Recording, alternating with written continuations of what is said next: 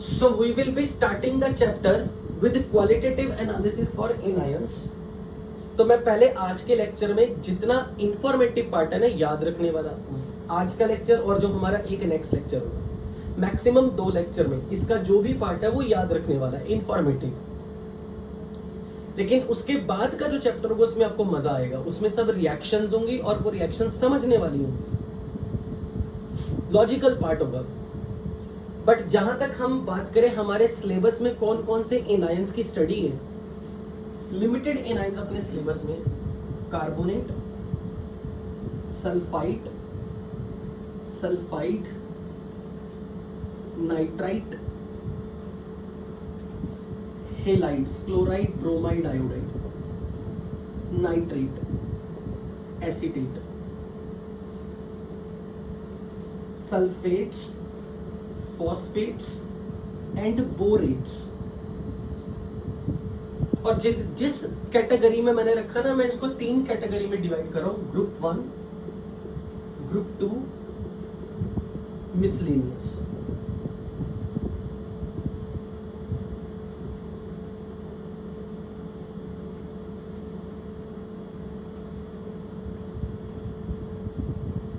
जब भी कभी लैब में हम लोग किसी भी एनायन की डिटेक्शन करते हैं, किसी भी सॉल्ट की डिटेक्शन करते हैं, तो डायरेक्ट इनकी डिटेक्शन ही शुरू कर दी जाती है थ्रू द वेट टेस्ट। उसके लिए कुछ प्रीलिमिनरी टेस्ट किए जाते हैं, बेसिक टेस्ट किए जाते हैं। अगर मैं बेसिक टेस्ट की बात करूं, so we always start analysis of anions or cations with preliminary test. Fundamental basic preliminary test.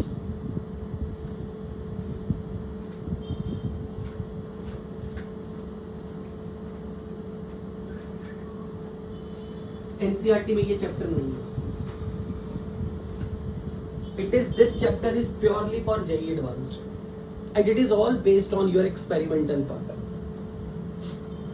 आपको स्कूल के एग्जाम्स में जब आप प्रैक्टिकल्स दोगे तो आपको एक पुड़िया में केमिकल दे दिया जाता है, सॉल्ट दे दिया जाता है पाउडर फॉर्म में, और आपको उसके केटायन और एनायन को डिटेक्ट करना होता है कि उस सॉल्ट के अंदर कौन सा केटायन है, कौन सा एनायन है।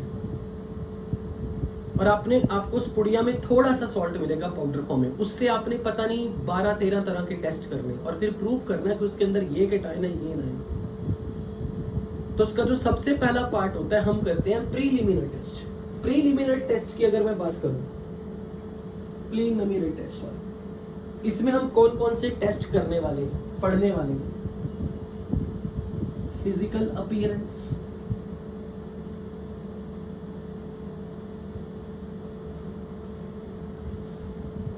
Dry heating test,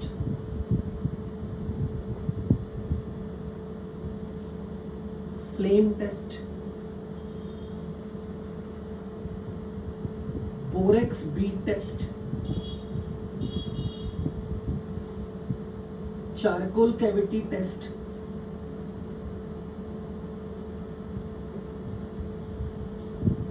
charcoal cavity and cobalt nitrate test.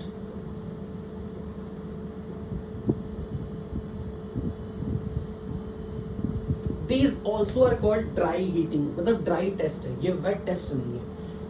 In test से आप अंदाजा लगाते हो, गेस करते हो कि कौन सा एनायन होगा या कौन सा केटायन होगा, बट आप कंफर्म नहीं करोगे। These are not confirmatory test. Confirmatory test, इन सब टेस्ट को परफॉर्म करने के बाद we go for confirmatory test, जिनको बोलते हैं वेट टेस्ट। और ये आप 2 अलग अलग रिएजेंट्स यूज करके करोगे, डाइल्यूट एसिड्स डाल के या कंसंट्रेटेड एसिड्स डाल के कंफर्म करोगे। इनकी मदद से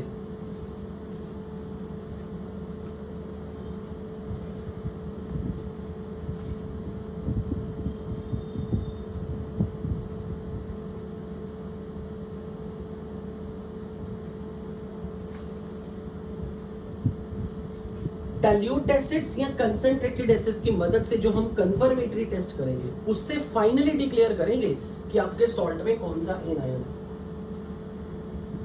अगर मेरी तरफ से, अगर मैं इंडिपेंडेंटली पढ़ा रहा होता, मैं सीधा इस चैप्टर को इजी वे में इतना पढ़ाता जिसपे मैं श्योर हूं कि क्वेश्चन कैसा आएगा। अगर क्वेश्चन आया ना, इसमें से तो कुछ नहीं आने वाला, कुछ नहीं। सबसे पहले तो बच्चे को यह पता होना चाहिए कि मैंने कौन से ग्रुप में कौन से आयन को रखा। इसलिए मेरे लिए इस वक्त अगर बोर्ड पे लिखा हुआ है तो इसमें से अगर मैं भी कभी कोई क्वेश्चन पूछा जाए तो सबसे फंडामेंटल क्वेश्चन ये पूछा जाएगा कि bromide, chloride, sulphide, nitrate, which of them do not belong to the same group. अगर आपको ऐसे मिल गया carbonate, sulphide, sulphide, borate, which of them does not belong to the same group। अभी तो बड़ा आसान है, देख के बोलना, 1 महीने बाद पूछूंगा। इसलिए अगर जब आप इस चैप्टर को कर रहे हो ना, तो आज के लेक्चर और कल वाले लेक्चर में आपको ये चीज याद होनी चाहिए, रटा होना चाहिए कि भाई कौन सा आयन कौन से ग्रुप में है। और मैं ये रिकमेंड करूंगा कि आपने बिल्कुल पैरट की तरह मतलब क्रैमिंग नहीं शुरू कर देनी, आज बैठ के ग्रुप 1 को रटी जाना नहीं। जब हम कंफर्मेटरी टेस्ट पढ़ने शुरू कर देंगे ना, तो हर आयन के कम से कम 4 लैब टेस्ट पढ़ेंगे, 4 से 5। जब आप इसकी डिटेल पढ़ोगे ये ऑटोमेटिकली आपको याद हो जाएगा कि ग्रुप 1 में ये सारे हैं, ग्रुप 2 में ये सारे हैं। So you don't need to memorise it, automatically with time you will get memorise, you will memorise it. But अगर सोचोगे, दिमाग पे जोर लगा के रटने की कोशिश करोगे, that won't be of much use. जब आप इनके वेट टेस्ट पढ़ने शुरू कर दोगे तब तक ये आपको पहले से याद होने शुरू हो जाएंगे। सबसे पहले सॉल्ट मेरे हाथ में आ गया, तो मैंने फिजिकल अपीयरेंस के बेस पे गैस वर्क करना है, उसका कलर देख के तुक्का मारना है। मैंने बोला तुक्का मारना है, गैस करना है, या फिर उसकी स्मेल देख के चेक करना है कि कौन सा आयन प्रोबेबली हो सकता है। फिजिकल अपीयरेंस के बेस पे अगर कोई बोले, based on physical appearance of the test, आपने कुछ नहीं किया, आपने जस्ट सॉल्ट को देखा है। अगर सॉल्ट में कोई ना कोई कलर है, आपके सॉल्ट का कोई ना कोई कलर है, तो वो कलर यूजुअली केटायंस के कारण होगा, एनायंस के कारण नहीं होगा। और अगर आपके सॉल्ट में कोई ना कोई कलर है, colour is present in the salt, इससे आप ये निष्कर्ष निकालोगे may be copper 2+, Fe2+, Fe3+, chromium 3+, cobalt 2+, निकल 2+, manganese 2+ may be present।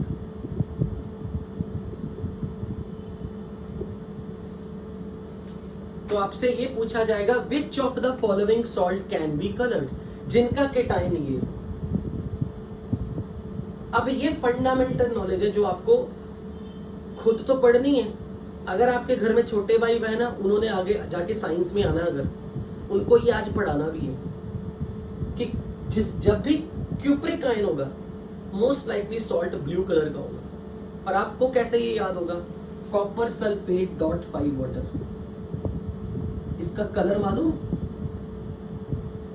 Blue vitriol. जब पता है ब्लू विट्रियोल तो बेसिकली वो कॉपर 2+ को देख के याद आएगा। अगर Fe2+ की बात करूं तो FeSO4.7 वाटर, ग्रीन विट्रियोल, शाबाश, तो इसका कलर ग्रीन। Fe3+ से आप कैसे याद रखोगे, rusting of iron, reddish brown, rusting of iron. Cobalt के सॉल्ट यूजुअली ब्लू दिखेंगे, blue to pink. Manganese skin colour का दिखेगा, पिंक कलर, या तो पिंक या फ्लैश, इसको फ्लैश कलर भी बोलते हैं, मांस जैसा कलर। इनके लिए कलर्स इट इज ऑलमोस्ट, निकल 2+ इज यूजुअली ग्रीन, ये भी ग्रीन ही रहता है। Chromium 3+ orange red. तो ये अगर आपको ये थोड़ा बहुत आइडिया हो इनके कलर्स का, ऑरेंज रेड बोल दिया, इसके सॉर्ट सॉरी ग्रीन कलर के, सॉरी ग्रीन, मतलब इसको फिलहाल छोड़ दो, विद टाइम आपको कलर अपने आप याद हो जाएंगे, इनको छोड़ दो। मेन आपको इन 3 के कलर 1 2 3 4 5 ये कलर पता होने चाहिए, क्योंकि इनके डिफरेंट कंपाउंड्स में डिफरेंट कलर आ जाता है। Cobalt 2+ blue, generally blue but it can be pink as well. मैं उसी ग्रुप में, टेलीग्राम ग्रुप में इनका भी कलर ना एक बार कंफर्म करके मेंशन करूंगा, क्योंकि मैं चाहता हूं कि आपको इनके कलर याद हो। बट हाँ, copper 2+ is blue, ferrous green, ferric reddish brown, cobalt blue to pink, Mn2+ इधर कलरलेस और फ्लैश कलर, फ्लैश मत नहीं, कलरलेस नहीं, फ्लैश कलर और पिंक कलर, लाइट पिंक, इतना लाइट पिंक कि लगे कि शायद कोई कलर ही नहीं है, पर पिंक वाली शेड हो। फिर से सुनो, blue, green, reddish brown, blue to pink, again इधर फ्लैश कलर, फ्लैश मतलब स्किन कलर, और लाइट पिंक कलर। मेरे साथ दोबारा बोलो, क्या लगा? देख के नहीं बोलना। Copper 2+, blue, Fe2+, green, Fe3+, reddish brown, cobalt 2+, blue to pink, manganese, flesh colour और pink colour, light pink colour. इनके लिए मैं एक बार कंफर्म करके बताऊंगा। फ्लैश मतलब मास, स्किन जैसा कलर, और light pink colour.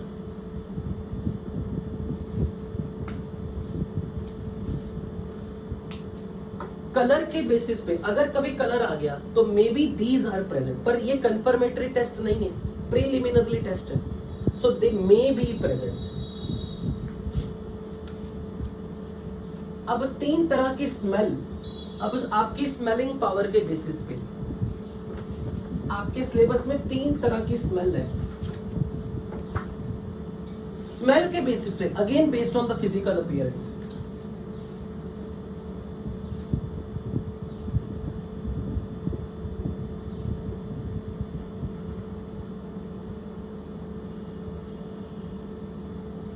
We try to guess presence of different ions based on characteristic smell.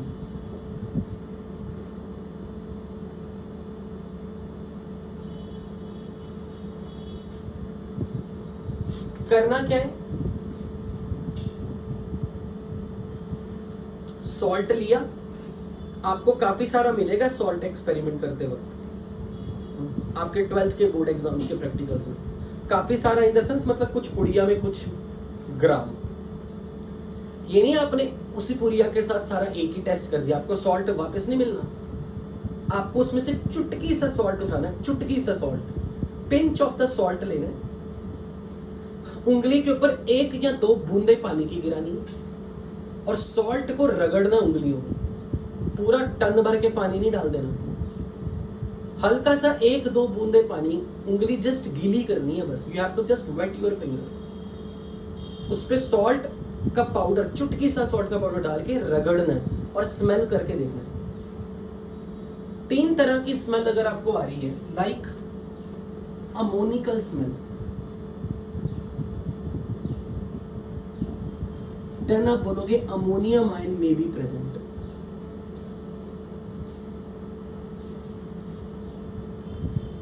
Vinegar like smell, acetate में बी प्रेजेंट।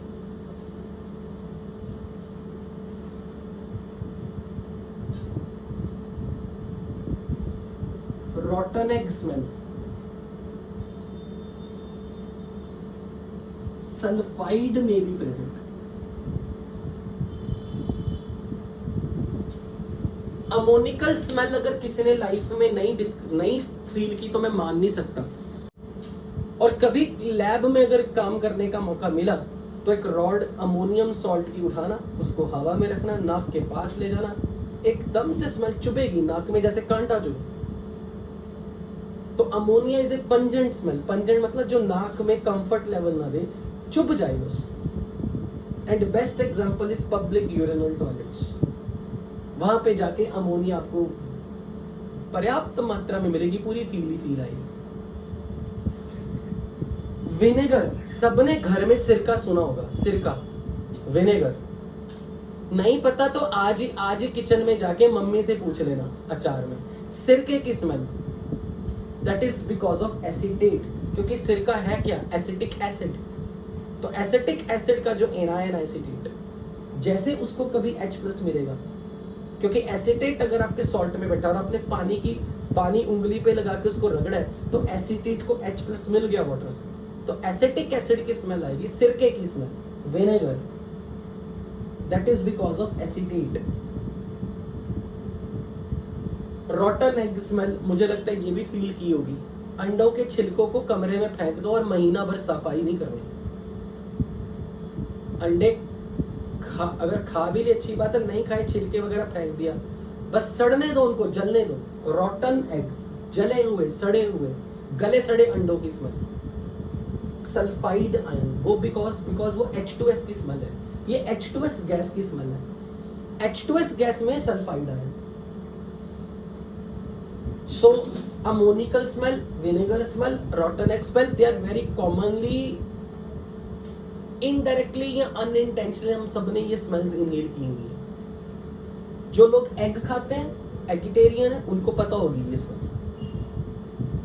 घर में किचन में मम्मी को पता होगा, कभी पास में खड़े होकर पूछ लेना, सिरका दिखाओ, सिरके की स्मेल। इसके लिए मैंने बोल ही दिया कहां जाना है। ओके, तो फिजिकल अपीयरेंस अपना क्लियर हो गया। Now dry heating test.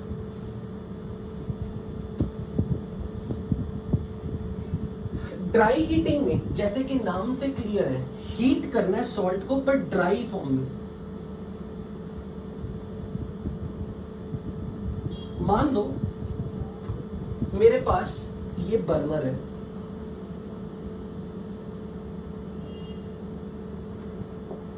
Burner की फ्लेम, हम इसके अलग से एनालिसिस करेंगे, बर्नर की फ्लेम के डिफरेंट पार्ट्स। बर्नर की फ्लेम में बर्नर लगा, ऑन कर दिया, एक ग्लास की ट्यूब ली, शीशे की ट्यूब, इसमें सॉल्ट पाउडर फॉर्म में है।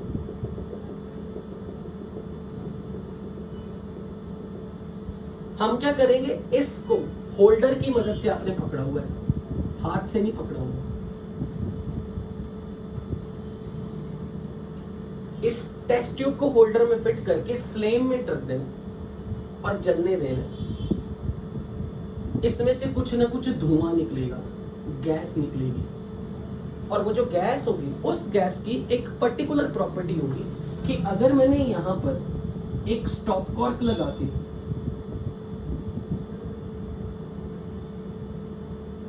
इस तरह का, मेरे पास एक अपरेटस होगा,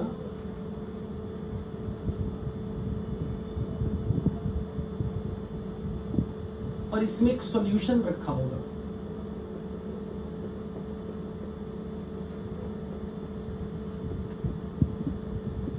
तो सॉल्ट को जब हम हीट करेंगे तो कुछ गैस निकलेगी, और वो गैस के वेपर्स जैसे सॉल्यूशन में जाएंगे, इस सॉल्यूशन में कलर चेंज होने शुरू हो जाएंगे, और हर डिफरेंट गैस के केस में different solution will give different colour. तो हम उसके बेसिस पे डिटेक्ट करते, गैस करते कि यहाँ एनायन कौन सा है। करना क्या है, होल्डर से इस टेस्ट ट्यूब को पकड़ना है और आपके सॉल्ट वाले पार्ट को यहाँ पर गर्म कर देना है, हीट करना शुरू कर देना है, और थोड़े जेंटली एक्सपेरिमेंट करने होता है। बिल्कुल गवारों की तरह नहीं, ट्यूबली पकड़ के घुसेड़ दिया आगों में और पता लगा कांच टूट गया।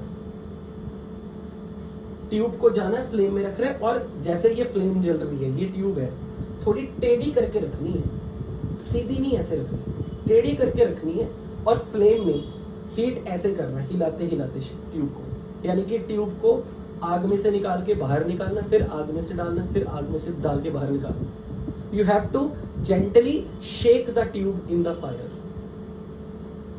क्योंकि अगर आपने लंबे समय तक फायर में ये रखा, ये कांच तिड़क जाएगा, इसमें क्रैक्स आ जाएंगे, ये टूट जाएगा। इसलिए लंबे समय तक इसको डायरेक्ट ऐसे हीट नहीं करना। और कुछ लोग ऐसे करते हैं, बर्नर लिया, बर्नर में ट्यूब को सीधा मतलब वर्टिकल लाइन में ऐसे ट्यूब रख के फ्लेम में रख दिया ऐसे, और अपना नाक ऊपर रख देते हैं देखने के लिए क्या हो रहा है, और नाक में सीधे वेपर घुसते हैं।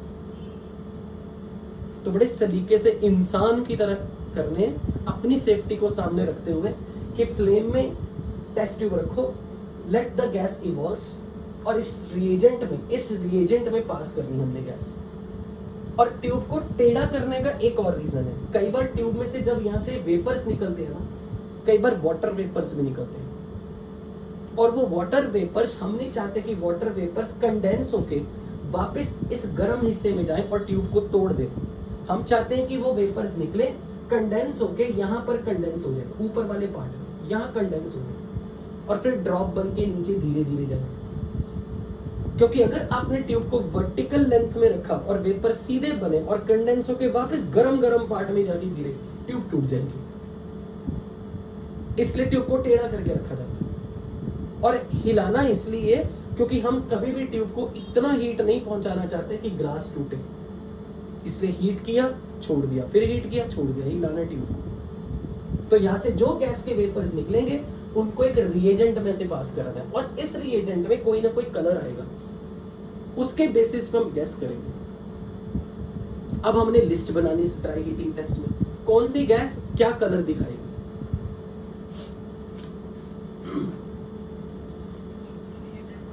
बताने लगा हूं, वही तो बताना है, उसी को तो टेबल की फॉर्म में लिखना है। अब कौन सी गैस कौन से रिएजेंट के साथ क्या कलर देगी उसकी लिस्ट बनानी है, और वो ड्राई हीटिंग टेस्ट में सबसे काम का टेस्ट है, उससे रिलेटेड क्वेश्चन मिलेगा।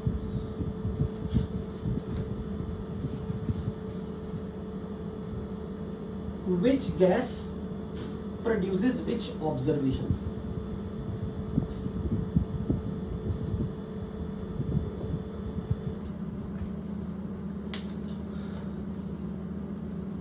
अगर गैस कलरलेस गैस है, गैस का कोई कलर नहीं है, कलरलेस गैस, और आपने यहां पे रख दिया lime water. What is lime water?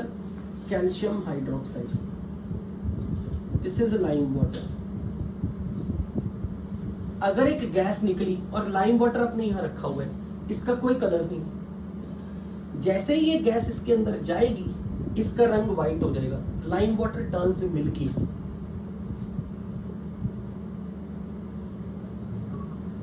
It is due to CO2 gas. ये लैब टेस्ट है कार्बन डाइऑक्साइड में। और अब चेक करके तुक्का मारो, अभी मैंने आपको ग्रुप 1 में कौन कौन से एनायन है, ग्रुप 2 में कौन कौन से है, चेक करके देखो कौन सा आयन गैस CO2 बना सकता है। तो आप यहां से कंक्लूजन निकालोगे, conclusion is carbonate may be present.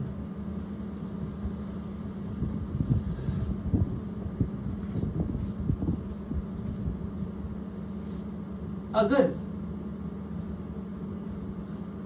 एक कलरलेस गैस ही है,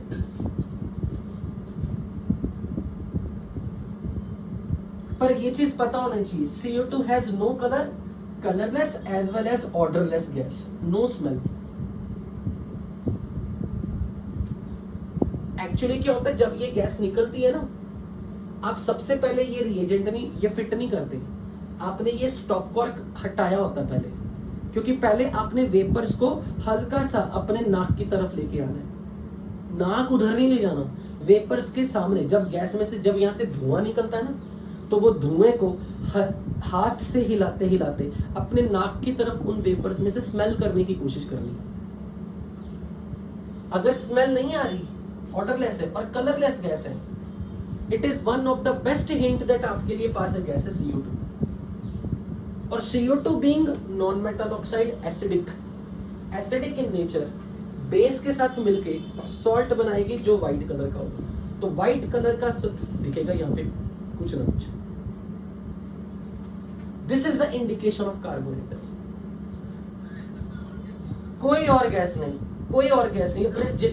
जितने हमारे सिलेबस में है ना, जेई के सिलेबस में, उनमें से ये स्पेसिफिक है। जितने एनायंस हमारी लिस्ट में ग्रुप 1, ग्रुप 2 और जो मिसलेनियस एनायन है, उनमें से CO2 is the only which is colourless and odourless. अगर ये गैस कलरलेस है बट इट हैज स्मेल,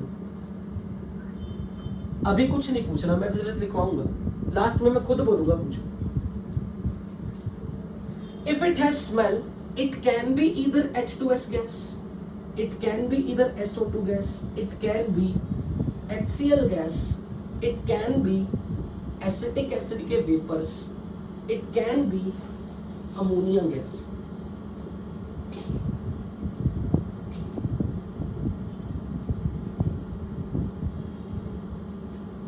अगर ये H2S गैस है तो इसकी स्मेल कैसी होगी? रॉटन एग स्मेल, क्योंकि इसी में सल्फाइड है। उस वक्त यहां से H2S पास होती है और यहां पर आप रख देते हो lead acetate is taken as reagent. Reagent का मतलब जिसका सॉल्यूशन है, यहां पर इसका कोई कलर नहीं है। जैसे H2S गैस जाएगी और यहां पे आपने लेड एसिडेट का सॉल्यूशन रखा है, इट टर्न्स ब्लैक। सबके लिए और अपोस राज, मेरा फ्लो नहीं तोड़ना, पहले ग्रुप में कंफर्म करिए। It turns black. Colourless solution of lead acetate turns black.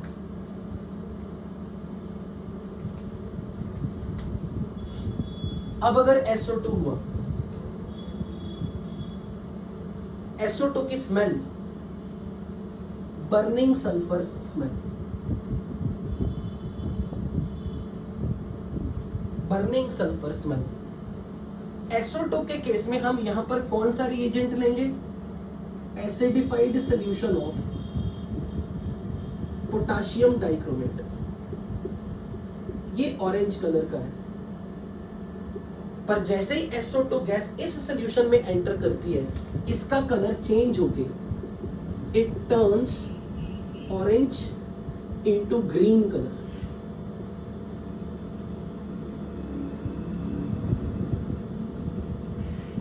Orange to green.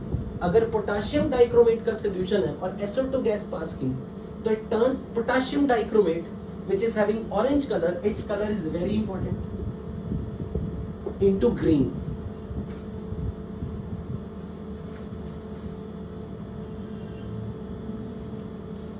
HCl का कोई कलर नहीं है, कलरलेस है, बट इसकी स्मेल पंजेंट स्मेलिंग है, तीखी स्मेल है। HCl के गैस के टाइम पर हम यहाँ पे अमोनियम क्लोराइड का सोल्यूशन रखें। रिएजेंट इज अमोनियम और अमोनियम सॉल्ट का soluble solution is soluble ammonium salt for HCl. Dense white fumes are formed.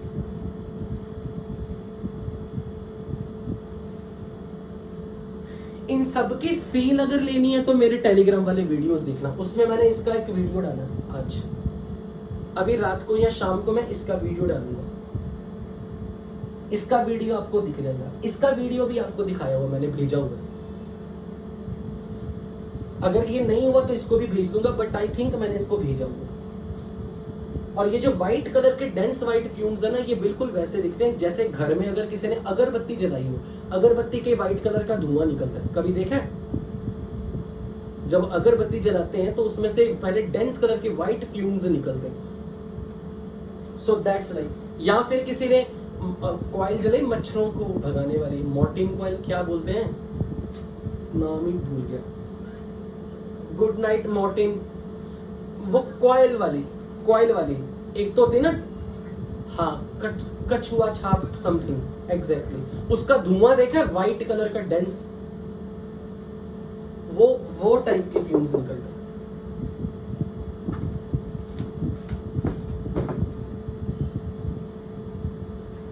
Acetic acid के वेपर्स के लिए we don't need to add anything. अगर एसिटिक एसिड के vapours बन रहे हैं, आपको स्मेल से ही, विनेगर स्मेल से ही डिटेक्ट करना है। Vapours of acetic acid has vinegar smell.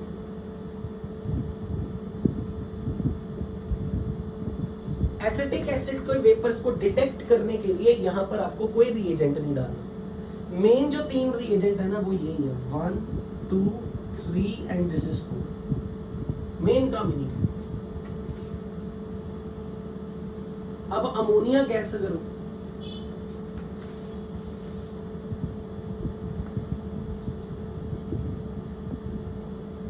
इसी टेबल को मैं आगे कंटिन्यू कर रहा हूं।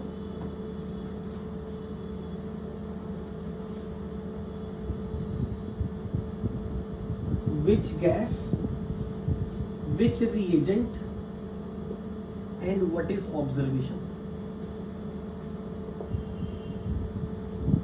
So if you have ammonia gas liberated, अगर इस सॉल्ट में अमोनियम आयन प्रेजेंट है, अमोनियम कैटायन प्रेजेंट है, तो अमोनिया के वेपर्स मिले। तो again you don't need to add anything, gas based on the smell, ammonical smell hints ammonium may be present.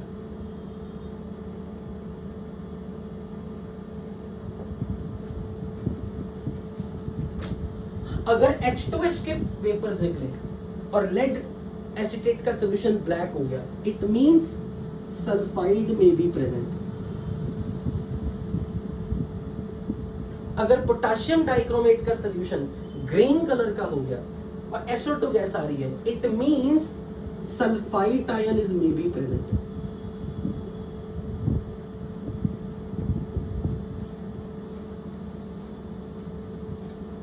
Dense white fumes दिख गए, chloride may be present.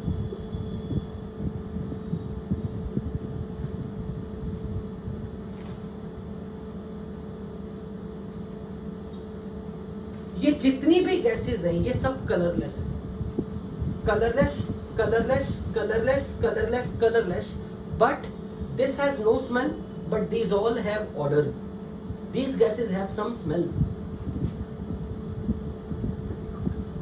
Pungent का मतलब तीखा। ऐसे वेपर्स जो नाक में जब जा रहे हैं तो सुई की तरह चुभ रहे हैं, एकदम ऐसे लगता है, ऐसी गैस की स्मेल आती है जो नाक में जैसे चढ़ती है आंखों में से आंसू आने शुरू हो जाते हैं।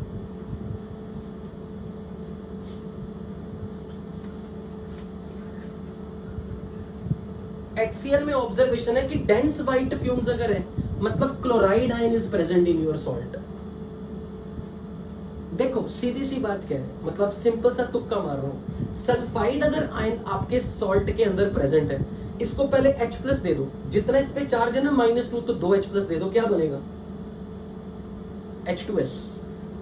तो H2S की प्रेजेंस है, आप देख रहे हो। अच्छा, सल्फाइड आयन को H प्लस दो, कितने H प्लस दोगे? 2, क्या बनेगा formula? H2SO3। H2SO3 is just bi of H2CO3. It decomposes to, you know, अगर ये डिकम्पोज करेगा तो क्या बनाएगा? Water plus CO2। तो यही काम यहां करो जरा, वाटर प्लस वॉट? SO2। तो बेसिकली SO2 का lab test indicates sulphide ion, क्योंकि H2SO3 जो बनेगा वो डिकम्पोज करके SO2 गैस बनाता है। तो अगर मुझे चेक करना है कि सल्फाइड आयन है और अगर मुझे मतलब स्मेल ऐसी आ रही है, रॉटन एक्स स्मेल, तो इसका मतलब आपके सॉल्ट में सल्फाइड में भी है। उसकी निशानी क्या होगी? वो लेड एसिटेट के साथ ब्लैक कलर दिखाएगा। SO2 पोटेशियम डाइक्रोमेट सॉल्यूशन का ऑरेंज रेड कलर जो है उसको ग्रीन बना देगी, and this is very very important colour, extremely important colour. JEE advance का ये फेवरेट कलर है कि कौन सी गैस पोटेशियम डाइक्रोमेट के ऑरेंज कलर को ग्रीन में कन्वर्ट करती है। HCl के डेंस व्हाइट फ्यूम्स अमोनिया के कांटेक्ट में आने पे बनेंगे। Acetic acid vinegar smell, ammonia की अपनी ammoniacal smell.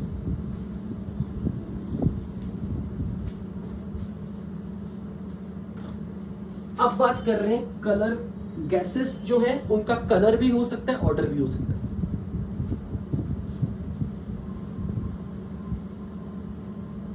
colored gases having order। इस लिस्ट में जो मैं गैसेस लिखवा रहा हूं उनके colour is very important. Chlorine gas, bromine gas, iodine gas, NO2 gas, इनका कलर बेसिक इंफॉर्मेशन है केमिस्ट्री में जो पता होना चाहिए। क्लोरीन का अपना ग्रीनिश येलो कलर, ब्रोमीन का रेडिश ऑरेंज, रेडिश ब्राउन कह लो, iodine purple, NO2 reddish brown.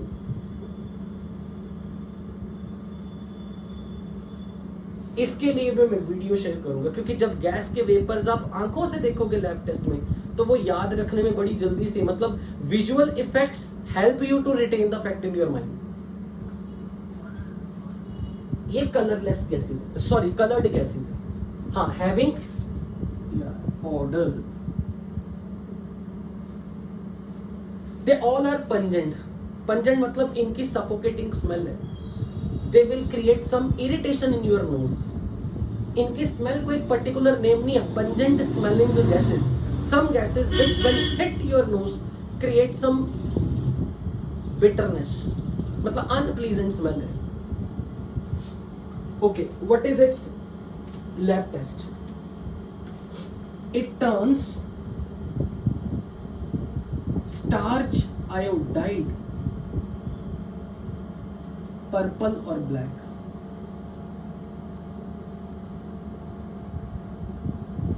It is indication that chloride may be present.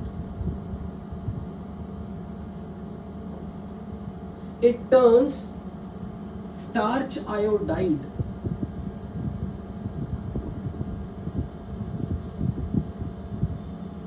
orange red. Starch simple. It turns starch paper orange red. Bromide may be present.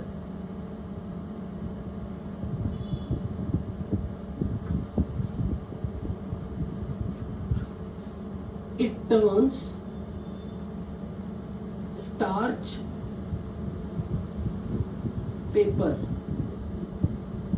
violet. I minus may be present.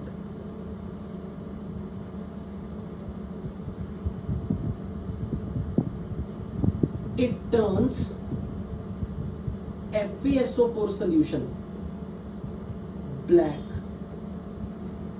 Nitrite ion or nitrate may be present.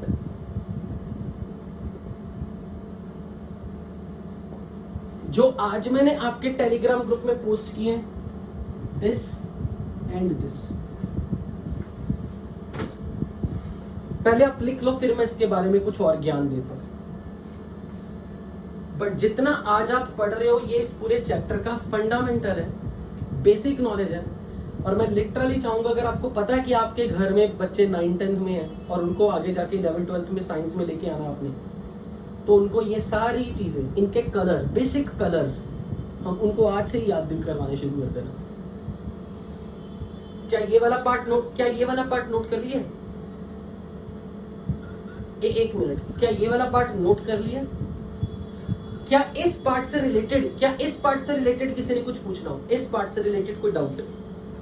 हाँ पूछो, दोबारा बोलना। क्या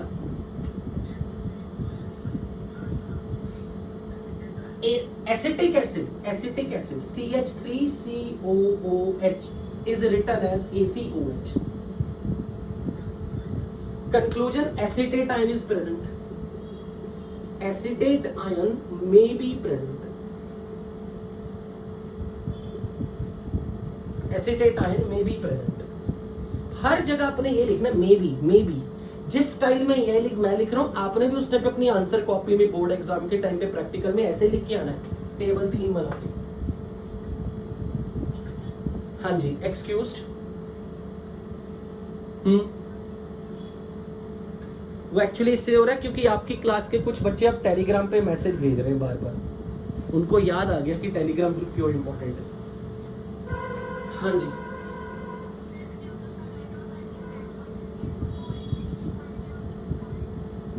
मैंने ये कहा है कि अगर SO2 है तो वो एसिडिफाइड पोटेशियम डाइक्रोमेट, जो पोटेशियम डाइक्रोमेट का ऑरेंज कलर है उसको ग्रीन में कन्वर्ट करेगा। अगर मैंने यहाँ पे पोटेशियम डाइक्रोमेट का सॉल्यूशन रखा हुआ है ऑरेंज कलर का, वो कुछ टाइम बाद ग्रीन दिखेगा। जैसे ही गैस के वेपर्स जाएंगे SO2 इस ऑरेंज कलर को ग्रीन बना देंगे। HCl जो है, HCl के वेपर्स अगर पास करा रहे हो तो अगर आपने पास में अमोनिकल सॉल्यूशन रख दिया तो उसमें से डेंस फ्यूम्स निकलेंगे। ओके, हाँ जी, एक्सक्यूज्ड।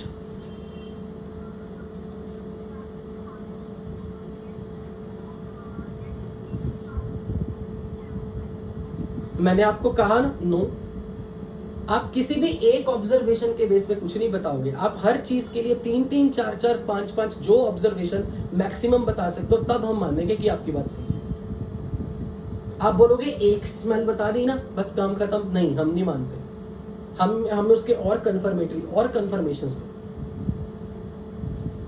ओके, अच्छा, अब एक मिनट इसके लिए डेफिनेटली वॉच द वीडियो। मैंने उसमें वीडियो में ये शेयर किया स्टार्च आयोडाइड पेपर बनाते कैसे हैं, स्टार्च आयोडाइड का सॉल्यूशन बनता कैसे है। इसके लिए वीडियो देखोगे तो फील आएगी। अगर उस स्टार्च आयोडाइड के पेपर वाला आप वीडियो जब देखोगे तो उसमें आपको पता लगेगा कि क्लोरीन गैस को जब पास कराया तो पेपर कैसा दिखता था। जो पेपर, ये जो स्टार्च आयोडाइड पेपर है ना, इसका कोई कलर नहीं है, इट्स जस्ट वाइट कलर। जैसे क्लोरीन गैस उस पेपर के कांटेक्ट में आती है, उस पेपर पे वायलेट कलर के धब्बे पड़ने शुरू हो जाते हैं। वायलेट कलर के धब्बे पड़ने का मतलब है कि क्लोरीन प्रेजेंट है, क्लोराइड आयन इज प्रेजेंट। अगर मैंने स्टार्च पेपर पे, मतलब एक्चुअली जब आप ये वीडियो देखोगे तो उसमें आप ये देखोगे कि एक बीकर लिया, स्टार्च का पाउडर लिया, और स्टार्च के पाउडर में हमने थोड़ा सा आयोडाइड सॉल्ट, कोई भी आयोडाइड सॉल्ट का पाउडर, दोनों मिला के पानी में घोल दिया। मैंने स्टार्च और आयोडाइड सॉल्ट को पानी में मिक्स करके अच्छे से घोल दिया। अब उसमें एक पेपर लिया, डिप किया और उस पेपर को निकाल दिया और उसको सूखने दिया। अब उस पे मैं गैस पास कराऊंगा उस पेपर के ऊपर। वो गैस उस पेपर के ऊपर एडसॉर्ब होगी, और गैस जब पेपर पे एडसॉर्ब होगी तो कलर की फॉर्म में कुछ आएगी। अगर वो कलर पर्पल या ब्लैक दिखा तो वो क्लोराइड है। अगर मैंने स्टार्च पेपर बनाते वक्त आयोडाइड सॉल्ट यूज नहीं किया, मैंने सिंपल स्टार्च पेपर लिया, पानी में घोल दिया। किसी ने ग्लूकोन डी पिया कभी? ग्लूकोन डी वैसा दिखता स्टार्च पाउडर, सफेद कलर का, क्योंकि स्टार्च इज कार्बोहाइड्रेट। तो स्टार्च के पाउडर को पानी में घोल दो, लेकिन अब आयोडाइड सॉल्ट पानी में नहीं घोलना साथ में, सिर्फ स्टार्च का सॉल्ट, स्टार्च पाउडर को पानी में घोला, उसमें पेपर डाला और वो पेपर उठा के निकाल दिया। और वो जो फिल्टर पेपर हम डालते हैं ना, वो ऐसा नहीं होता आम कागज की तरह गल गया, वो उसके अंदर क्षमता है कि वो काफी गीली चीज को बर्दाश्त कर सकता है, वो गलता नहीं है। तो वो फिल्टर पेपर को मैंने उस सॉल्यूशन में डिप करना है, ऊपर क्लिप लगा के सुखा देना है कुछ देर के लिए हवा में। अब उसके ऊपर मैं ब्रोमीन, अगर ब्रोमीन गैस पास करूंगा तो मुझे, अभी मैंने आयोडाइड सॉल्ट अब की बार नहीं लिया, मैंने सिर्फ ब्रोमीन ली। मतलब starch paper pure starch paper है, स्टार्च आयोडाइड पेपर नहीं है।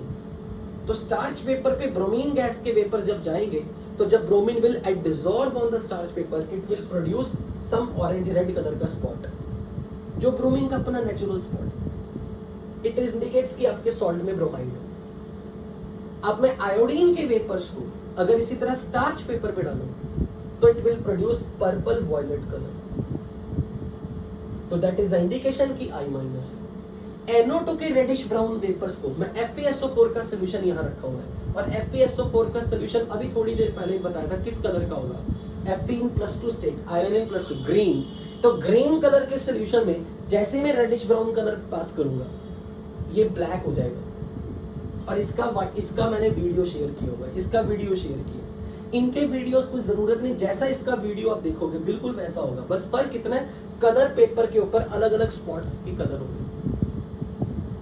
इसका जब आप खुद देख लोगे वीडियो आपको फील आ जाएगी। इसकी वीडियो में जरूर शेयर करूंगा। इसमें क्या करते हैं, मान लो यहाँ से क्लोरीन गैस मतलब HCl के वेपर्स आ रहे हैं सपोज। अब मैंने यहाँ पे कुछ भी नहीं ना लिया, अगर मैंने सिंपल ऐसी ट्यूब ली, सिंपल ट्यूब में से वेपर्स आ रहे हैं, मैंने क्या किया, मेरे पास में एक अमोनियम क्लोराइड, अमोनियम के सॉल्ट का, लेट्स से ये अमोनियम क्लोराइड है, इसका सॉल्युबल सॉल्ट है।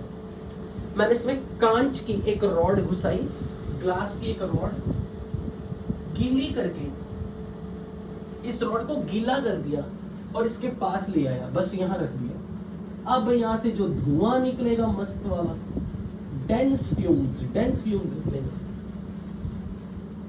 ये वाले वेपर्स आपको इतने विजिबल नहीं होंगे, पर यहां से जो वेपर्स होंगे ये अगरबत्ती के धुएं की तरह व्हाइट कलर के, मिल्की दूधिया टाइप के होंगे।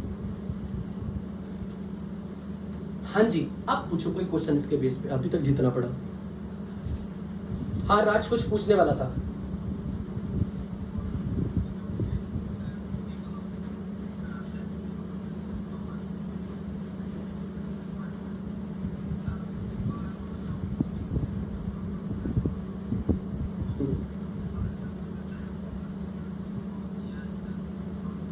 कई बार क्या होता है, जैसे तेरा ये डाउट है ना, वो बहुत कॉमन बच्चों का डाउट होता है। जब एक पर्टिकुलर गैस एक स्पेसिफिक ऑब्जर्वेशन करके एक स्पेसिफिक आयन दिखा रही है, तो फिर आप इसी को देख के कंफर्म करके एक टेस्ट से मान लो ना, यही कहना चाह रहे हैं ना। अब मान ले कई बार आपको सॉल्ट जो आपको पुड़िया में दिया वो mixture of the ions carry कर रहा है। अब उस मिक्सचर में मान ले तेरा सल्फाइड आयन भी है और कोई दूसरा आयन भी है, और दूसरा आयन इसमें से कोई नहीं है। और अगर तेरे मिक्सचर में 2 एनायन है और क्योंकि उसमें सल्फाइड प्रेजेंट है, तो तेरे उस पाउडर ने तो ये वाला टेस्ट दिखा दिया। तो क्या हम ये मान लें कि तेरे सॉल्ट में एक ही एनायन है? क्या पता तेरे सॉल्ट में 2 एनायन का मिक्सचर हो। दूसरे एनायन मान ले वो कोई एनायन है जो इस लिस्ट में नहीं है, उसको कैसे डिटेक्ट करोगे? तो हम कंफर्म करना चाहते हैं, हर चीज को बताने के लिए मोर देन 1 टेस्ट देके कंफर्म करेंगे। You got? हाँ जी, एनी अदर क्वेरी?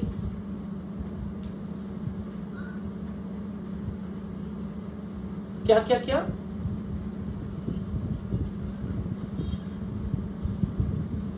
सॉल्ट हमें पता नहीं कौन सा है, फिर क्या आगे नहीं मैं सुन पाया। रिएजेंट क्या?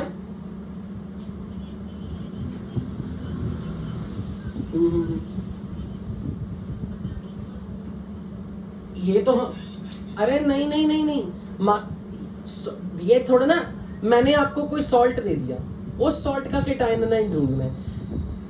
जो रिएजेंट है वो मेरे पास वेल नोन है, वो मुझे मालूम है कि कौन है, बस आपके हाथ में जो सॉल्ट दिया वो नहीं पता कौन सा। इसको टेस्ट करने का भी अलग है, इसको टेस्ट करने के भी अलग अलग तरीके।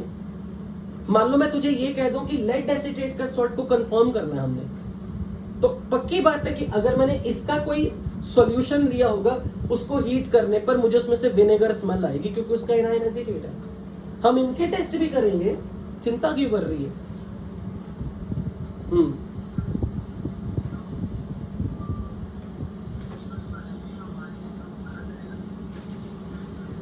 ठीक है, पर साथ के साथ लेड एसीटेट के सॉल्यूशन से पास भी कराना है, दोनों चीजें। अब मैं आगे बढ़ रहा हूं, क्योंकि अभी जितना भी ये कर रहे हो ना, ये आप आज पहली बार कर रहे हो, ये सब आपको इंट्रोडक्टरी है। अभी हमने सबके रीजंस पढ़ने हैं, जब चैप्टर की डिटेल में जाएंगे ये आपको लगेगा हाँ ये बच्चों वाली चीजें थी। नेक्स्ट ऑब्जर्वेशंस, गैस वैस देख ली, स्मेल देख ली, कलर देख लिया। Next test, dry heating test में ही next test,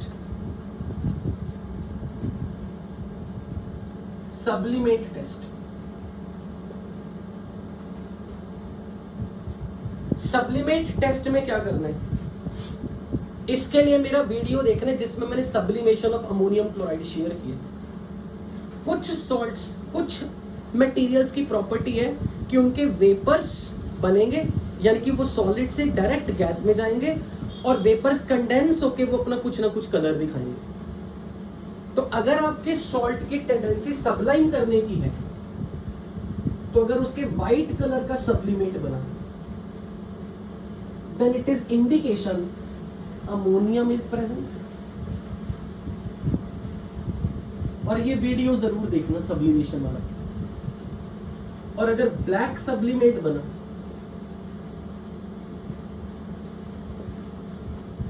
it is indication iodide में भी present.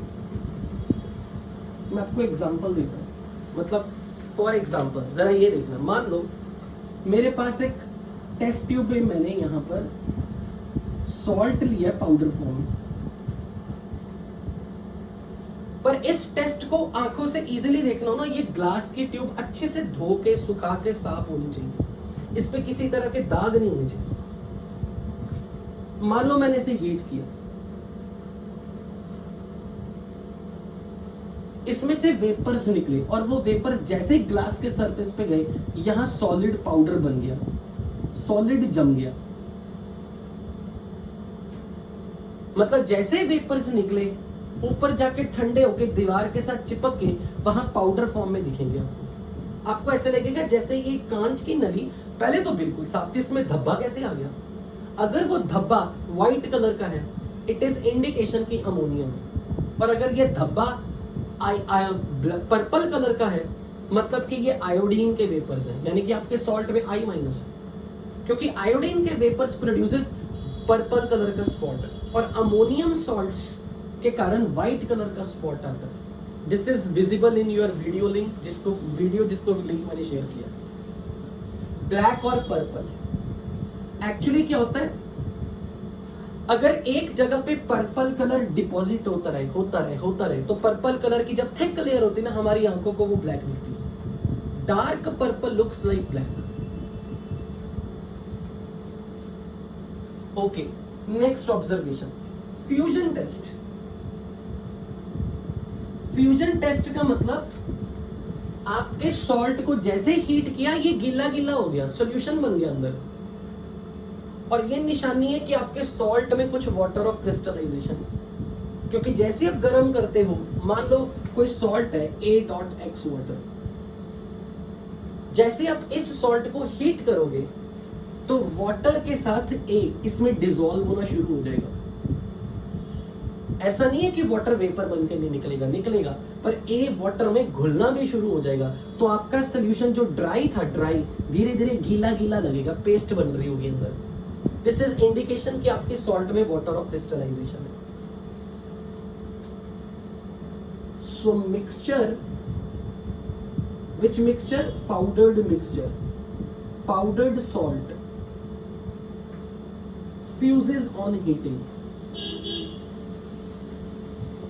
It is the indication, it may be you have alkali metal salts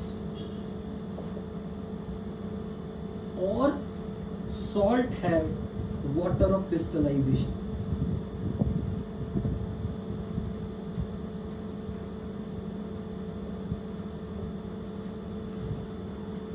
Fourth, swelling. आपके उनके वाटर ऑफ क्रिस्टलाइजेशन है कुछ, जैसे for example sodium carbonate .10 water. अब जरूरी थोड़ा ना कि अल्कली मेटल के सॉल्ट्स में ही वाटर ऑफ क्रिस्टलाइजेशन है। अब ऐसे कॉपर सल्फेट 5 वाटर भी तो है, और इसलिए लिख रहा हूं, जरूरी नहीं है कि अल्कली मेटल का सॉल्ट ही हो, क्या पता कॉपर सल्फेट .5 वाटर ऐसा हो।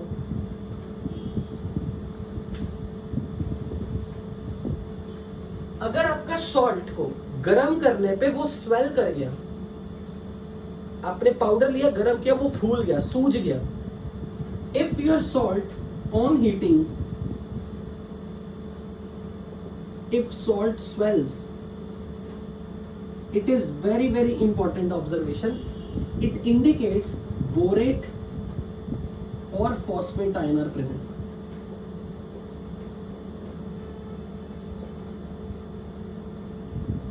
इनकी प्रॉपर्टी है कि ये गर्म करने पे सूजते हैं, दे स्वेल्स. अब एक रेसिड्यू टेस्ट, ये सब ड्राई हीटिंग टेस्ट में जो हमारा सेकेंड टेस्ट है प्रीलिमिनरी, उसी की डिटेल है. रेसिड्यू टेस्ट, स्वेल मतलब सूजना, फूल जाना. स्वेलिंग नहीं कभी देखी क्या बॉडी में किसी की, कभी चोट लगने में? ज्यादा वॉल्यूम दिखाएगा, बिल्कुल बिल्कुल बिल्कुल. आपको ऐसा दिखेगा, आपका जो पाउडर है ना उसमें से बबल बन रहे हैं जैसे, लेकिन वो बबल फट नहीं रहे हैं, वो बबल एक मोती टाइप फूल रहा है, कुछ गोल गोल सा चीज बन रही है उसके अंदर. रेसिड्यू टेस्ट में क्या देखोगे, आपने अपने सॉल्ट को गरम किया, गरम करने पे वो अपना कुछ कलर और दिखा रहा है, पर जैसे उसको रूम टेम्परेचर पे ठंडा कर रहे हो कलर कुछ और आ रहा है. So if your salt appears yellow on heating but on cooling becoming white, it indicates zinc ions are present. और मैं आपको याद दिलाना चाहता हूं, सॉलिड स्टेट में कभी डिफेक्ट्स इन द सॉलिड में इसकी एग्जांपल दी थी. Why zinc oxide turns yellow on heating and on cooling it becomes white. अपने सॉलिड स्टेट के नोट्स में देखना, जब आपको extra cation entering into interstitial site का एक डिफेक्ट पड़ा है. Due to the similar reason of solid state defects, if your salt appearing brown on heating,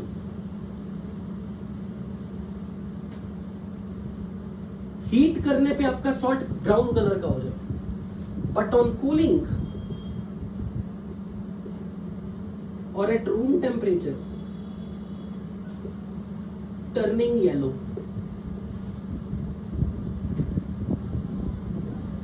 It indicates lead may be present.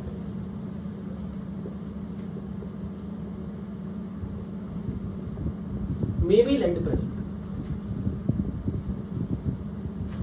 और एक बड़ी फेमस ऑब्जर्वेशन है,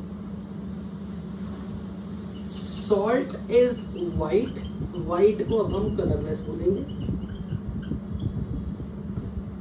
on heating but on cooling becomes blue. It is indication copper is present. For example, famous question coordination chemistry का CuSO4.5H2O is blue but anhydrous CuSO4 is colorless. तो अगर मैं गरम करूंगा, इसको गरम करूंगा तो वाटर उड़ जाएगा, और कलर वाटर के कारण था क्योंकि वाटर लिगेंड की तरह काम कर रहा था. क्यूप्रिक आयंस के लिए वाटर लिगेंड थे. जब तक वाटर प्रेजेंट है कलर है. गरम करने से वाटर उड़ गया, तो गरम करने से ये एनहाइड्रस बन गया तो व्हाइट हो गया. रूम टेम्परेचर पे इसने फिर से मॉइस्चर अब्सॉर्ब कर ली, मॉइस्चर अब्सॉर्ब करते फिर से ब्लू कलर आ गया.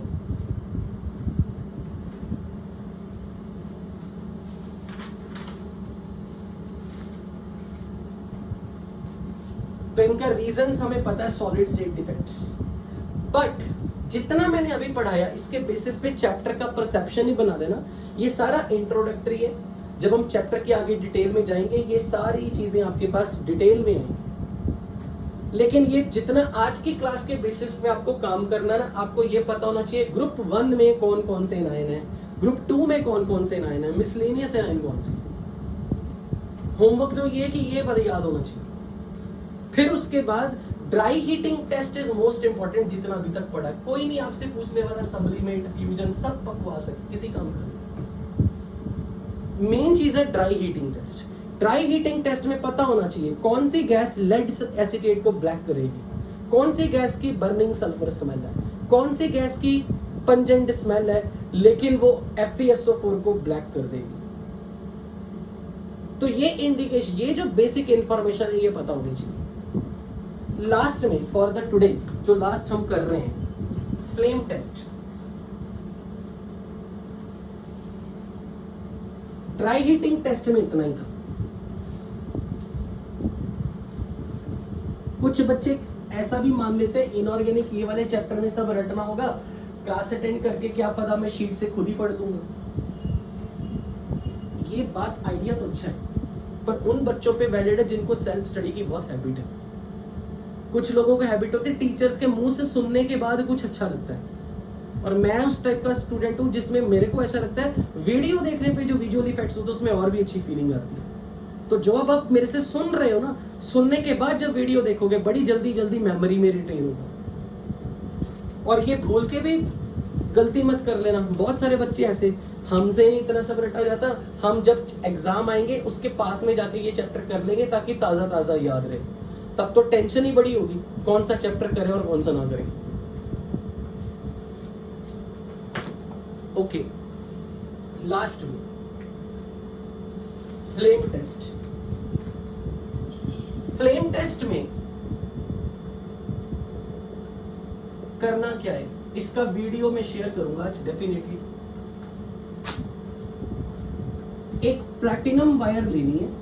प्लैटिनम वायर बाजार में 10 रुपए 20 रुपए की मिलती है। इसके ऊपर एक कांच की नली है,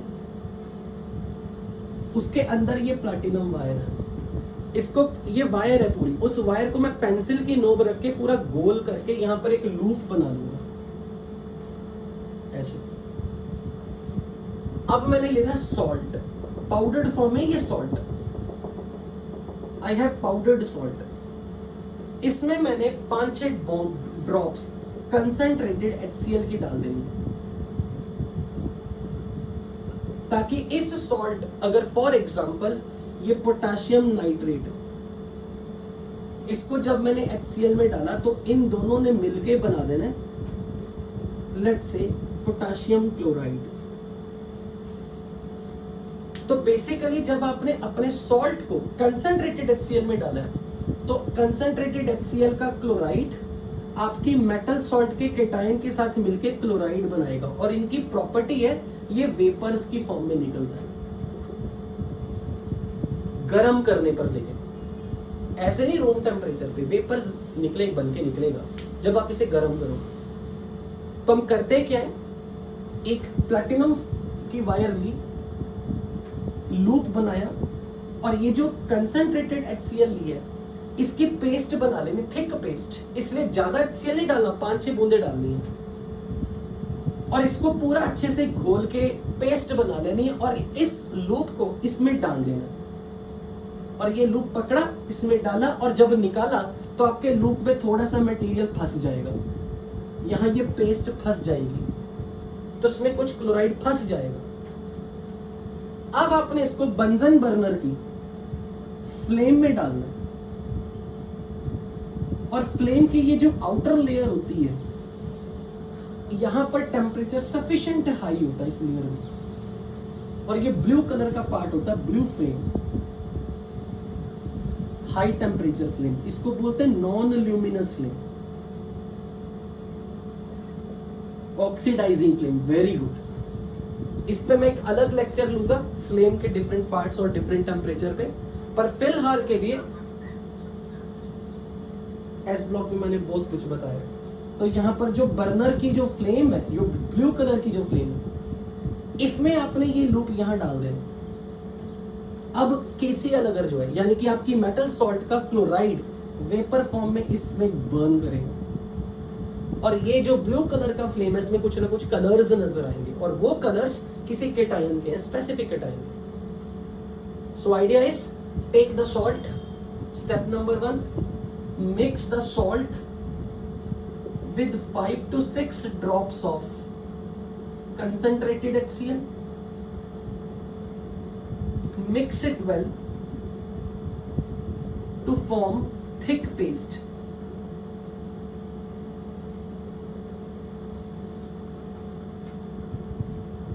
fit it in the loop of platinum wire, insert the tube, insert the wire carrying the salt in the non-luminous flame.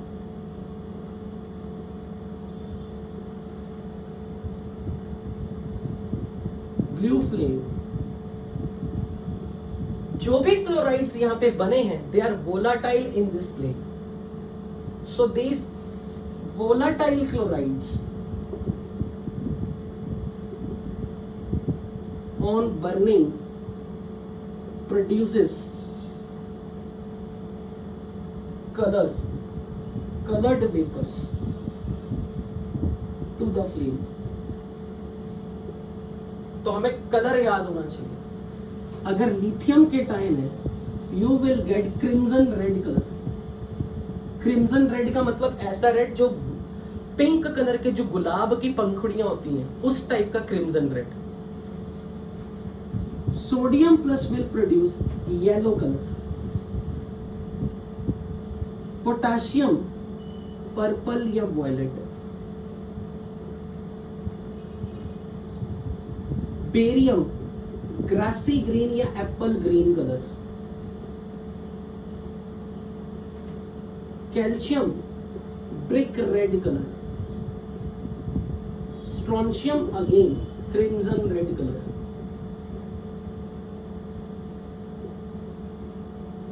तो पर्टिकुलर केटायंस कौन सा कलर फ्लेम में प्रोवाइड करते हैं. और अगर इस ब्लू कलर की फ्लेम के किनारे किनारे पे ग्रीन कलर दिखे, ग्रीन एज्ड फ्लेम, एजेस पे ग्रीन कलर अगर दिखा, that is indication of copper 2+. Green aged flame.